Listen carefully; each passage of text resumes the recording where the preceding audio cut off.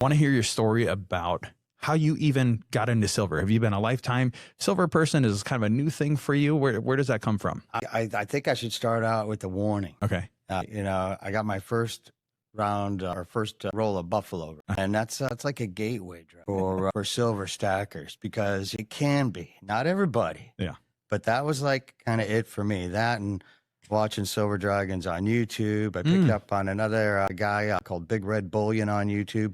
He was the first guy that actually I saw teaching the sand casting and the mold making. I think that's really kind of where I got picked up into pouring into graphite molds. There's a evolutionary process to this addiction.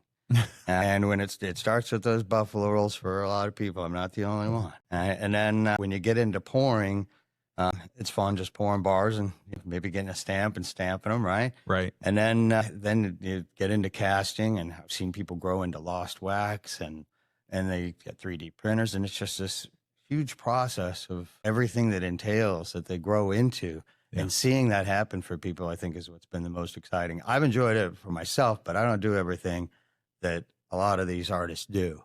A lot of them have everything, in-house, and they can create art, create their prints, their statues, put them in the molds, and really come out with some beautiful, beautiful stuff, And if you've got that addiction that started with those Buffalo rolls, I swear, it does. And you really, really kind of get carried away with it. It becomes part of everyday life. I imagine if I wasn't pouring, I would just be sitting there listening to the sound of the stacks.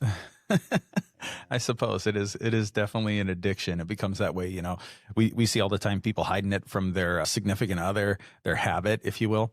Right. Yeah. I think it's natural for it to start with the Buffalo rounds, but you mentioned pouring.